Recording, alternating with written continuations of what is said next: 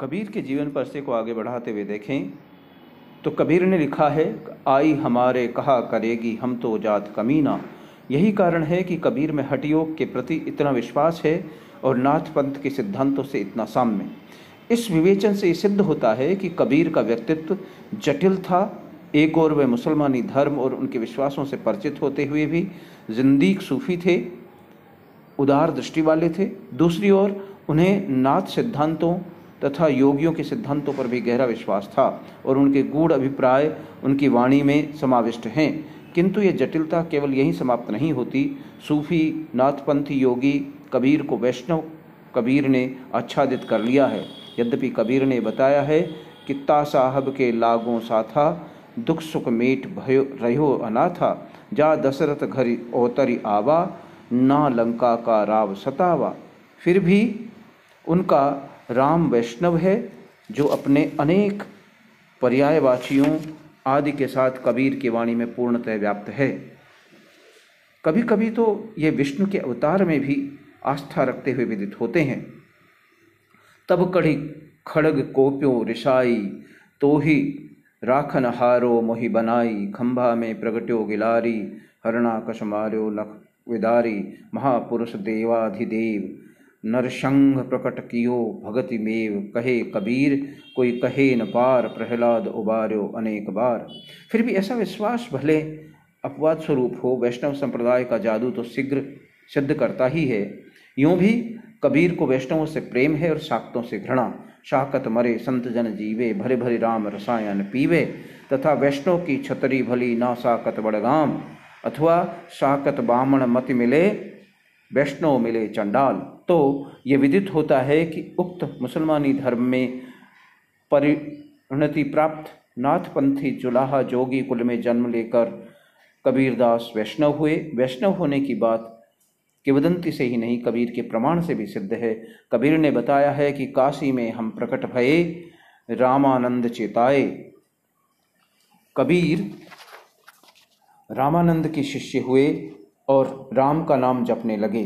कबीरदास के इस धर्माचरण से घर में माँ के साथ क्लेश खड़ा हो गया प्रतीत होता है। इसका उल्लेख कबीर अपनी भक्ति की दृढ़ता के प्रभाव से करते हैं। गुरु ग्रंथ साहब में आए कबीर के एक पद में लिखा है, मुशी मुशी रोबे कबीर की माई, एक बारीक कैसे जीवहि रघुराई, तनना बुनना सब जग तजियो कबीर, हरि का नाम लिखी लियो शरीर, जब लग भरो नली का बेह, तब लग टूटे राम स्नेह, ठाड़ी रोबे कबीर की माई, एक लरिका क्यों जीवे खुदाई, कहे कबीर सुनौरी माई, पूर्ण हारा त्रिभुवन राई। कबीर की माँ को पुत्र के लक्षणों से विदित होता है कि यह भूखों मर जाएगा। एक अन्य स्थान पर और ऐसा ही प्रसंग है कि नित्य उठ कोरी भगरी आवे, लीपत जीव गयो, ताना बाना कछु न सूझे, हरि हरि रस लपटियो, हमारे कुल कौने राम कहैयो, जबकि माला लई निपूते तब ते सुखून भयो। कबीर ताना बाना छोड़कर राम नाम जपने में संलग्न हो गए थे। इस राम नाम को जपने में जो कबीर के कुल में कभी न जपा गया था, इस जप के समय से ही कबीर के घर में दुख ने डेरा डाला और सुख चला गया। कबीर ने दुख चाहा भी था। सुख के माथे सिल परे, नाम हरि का जाय, बलिहारी व दुख की पल पल नाम रटाए। कबीर ऐसे दारिद्र्य और दुखपूर्ण परिस्थिति में रहे हुए भी राम भक्ति में अटल थे।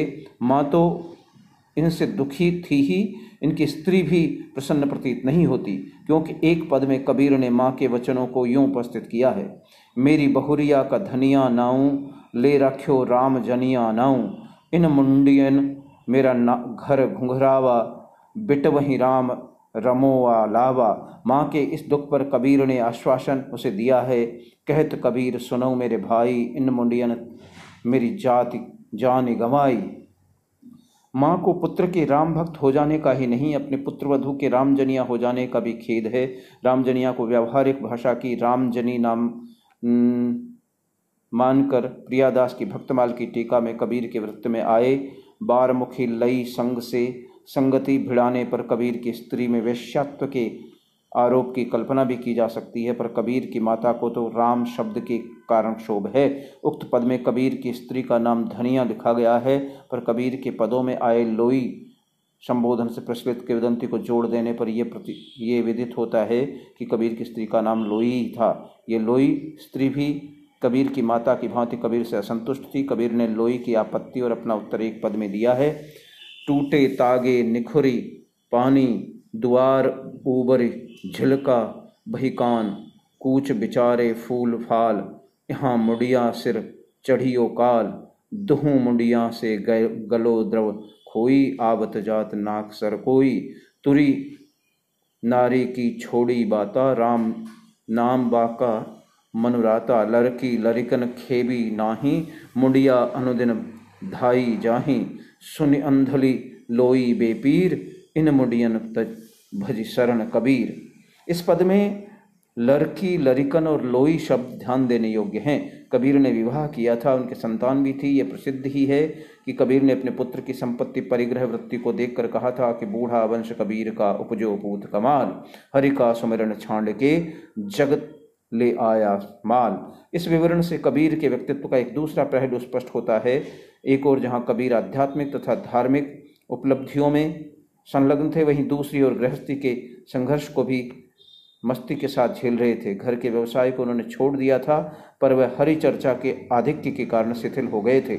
इससे एक ओर जहां आर्थिक कठिनाइयां बढ़ जाती थी, वहीं दूसरी ओर संतों के समागम और उनके सत्कार से भी दारिद्र्य की वृद्धि हो रही थी। घर के बालक भले ही भूखे रहो, पर संतों का सत्कार हो तो होना ही चाहिए। कबीर की साखियों में अपरिग्रह पर प्रबल पोषण किया गया है। साधु गांठिन बांधही, पेट समाता लेई, साईं के सम्मुख रहे, जह मांगे तह देई, या जो जल बाढ़े नाव में, घर में बाढ़े दाम, दो हाथ उलीचिए, ये सज्जन को काम।